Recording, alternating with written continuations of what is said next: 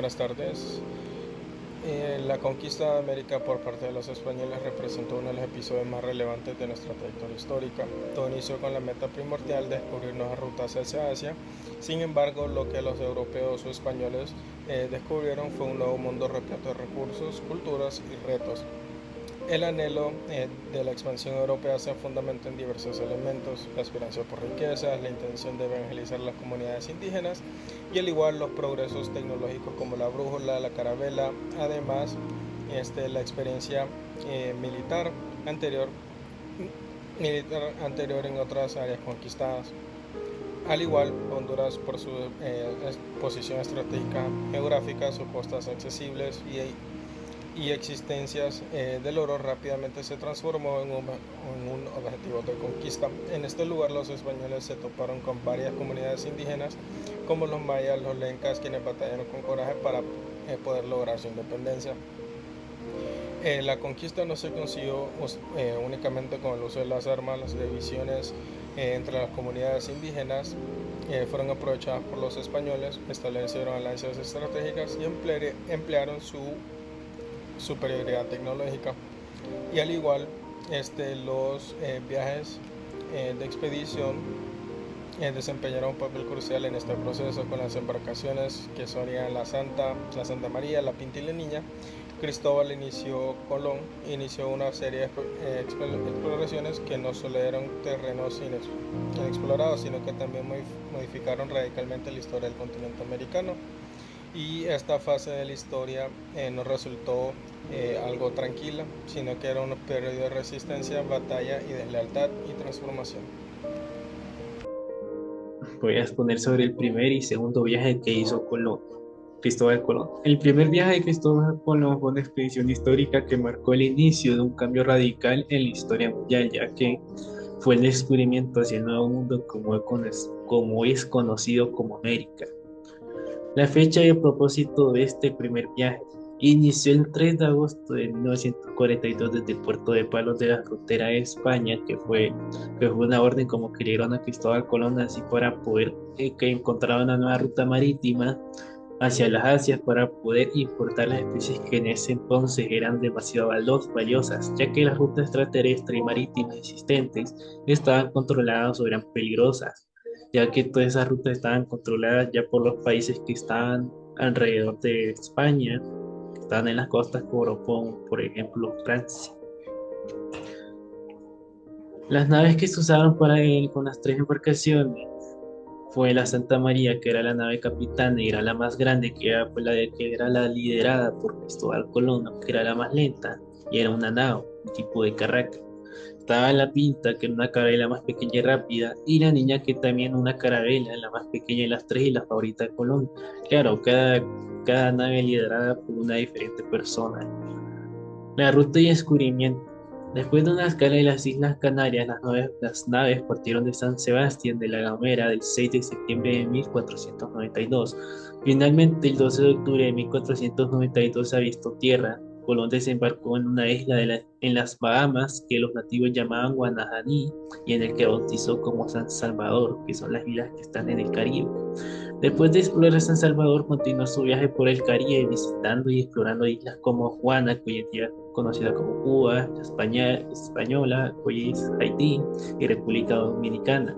Buscaba las riquezas que había prometido sus procrastinadores, pero no encontró mucho oro en un principio, porque aparte de las especies, pues también se buscaba cómo conseguir otros tipos de materiales primarios, pues, y con todas estas primeras descubrimientos en estas islas, pues ellos lo que hizo fue intercambiar cosas con los nativos que estaban en esas islas y así poder llevar cosas, y por eso es que se dice que las riquezas que habían prometido sus procrastinadores, pero no encontró mucho oro. El regreso, el 16 de enero de 1493, Colón inició su viaje de regreso a España con la Niña y la Pinta. La Santa María había naufragado en la Española en diciembre de 1492. El segundo viaje fue el 25 de septiembre de 1493 y se inicia el segundo viaje de Cristóbal Colón y volvió a zarpar, pero esta vez con 17 barcos, 5 naves y 12 carabelas, y con 1.500 hombres con dirección a las Indias. siempre con el mismo propósito de poder conseguir las especies, pero siempre usaron la misma ruta, pues. Y ya con esto con el objetivo ya de poder recuperar la nave que se naufragó y poder recuperar a sus hombres y todo.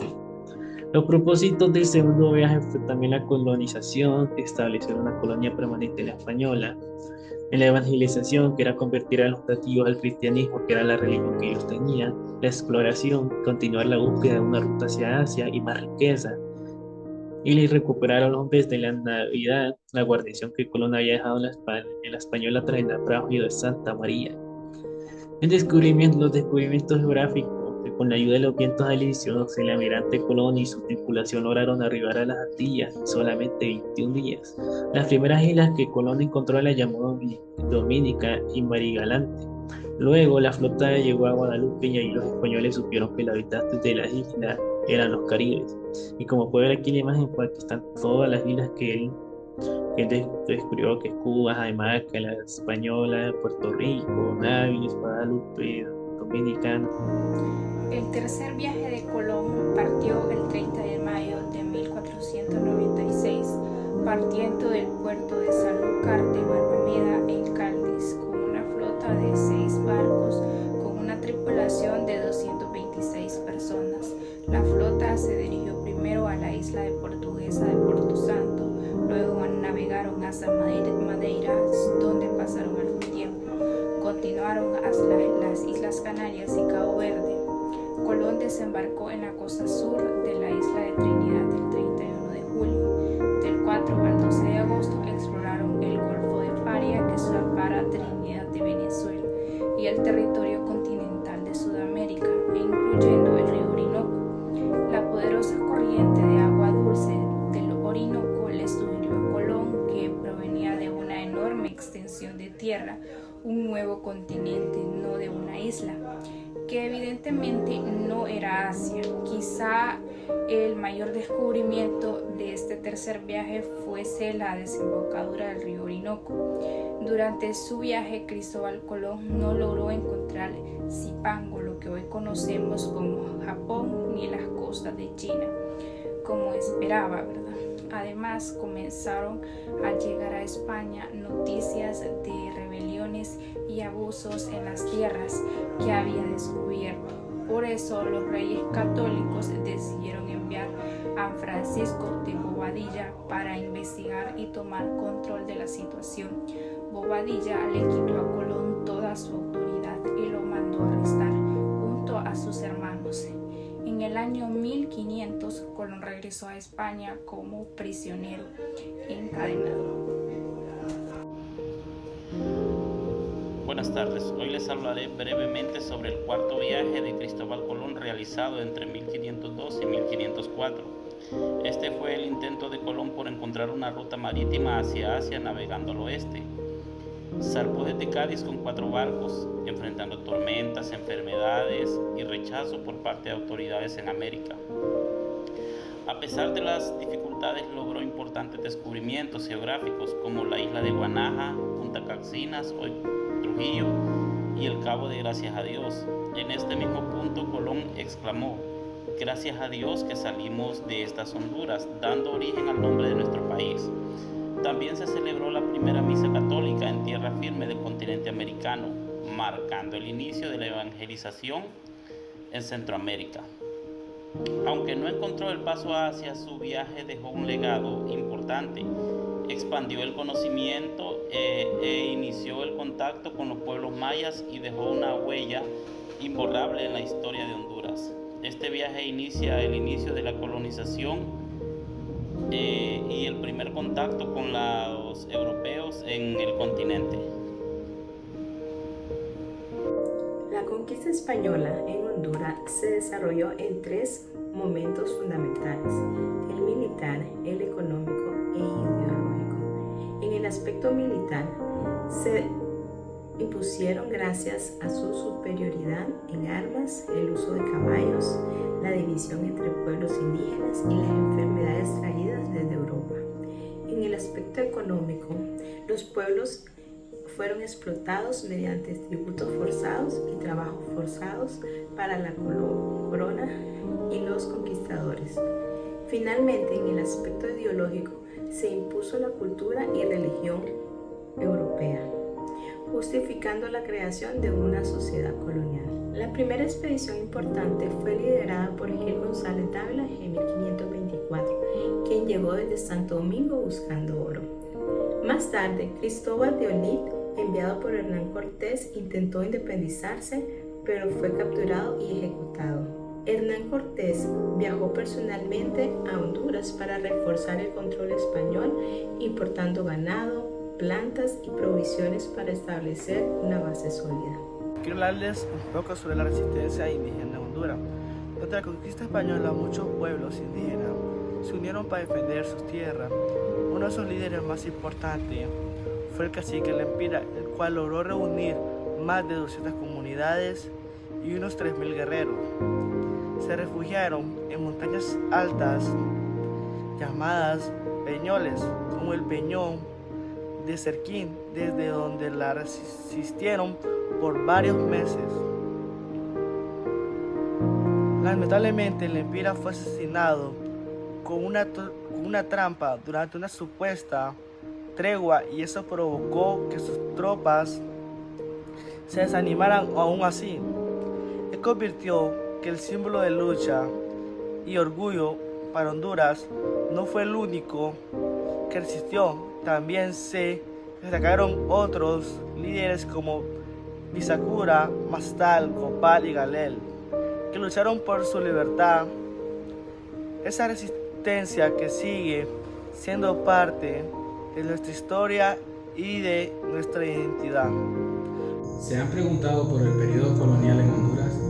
En este espacio abordaremos el inicio de la actividad económica, la derrota de Lempira, el establecimiento del obispado por primera vez en Trujillo y después en Comayagua, así como el fin de la lucha entre los grupos rivales españoles, contribuyeron a la colonización y al aumento de la actividad económica de Honduras. En la década de 1540 se desarrolló en el país una variedad de actividades agrícolas, incluyendo la cría de ganado y por un tiempo la recolección de grandes cantidades de zarzaparrilla. Pero la actividad económica más importante de Honduras del siglo XVI fue la exportación de oro y plata. La actividad minera le dio a Gracias tal importancia que en 1543 se convirtió en la capital de la Audiencia de los Confines, creada por Carlos I y que abarcaba toda Centroamérica. También abordaremos la imposición de la religión. En contraposición de otros colonizadores a lo largo de la historia, como ingleses, portugueses o holandeses, los colonizadores españoles desde un primer momento aceptaron a los indígenas como personas dotadas de alma y por ello centraron parte de su esfuerzo en doctrinarlos y convertirlos a su religión.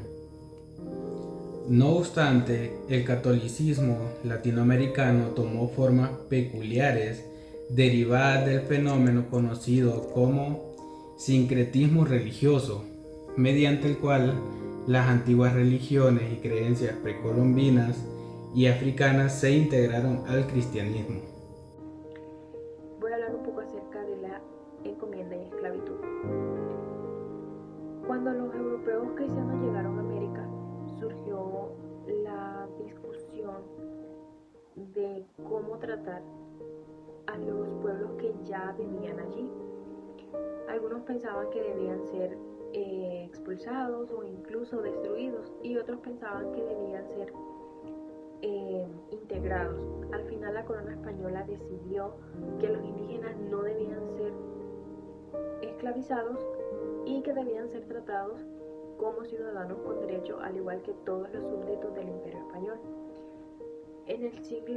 A principios del siglo XVI, algunos pensadores y religiosos comenzaron a debatir si los indígenas americanos eran seres humanos con alma y razón o no, y lo hacían algunos desde España, de la Universidad de Salamanca, y otros desde América, y pues cada uno tenía su punto de vista.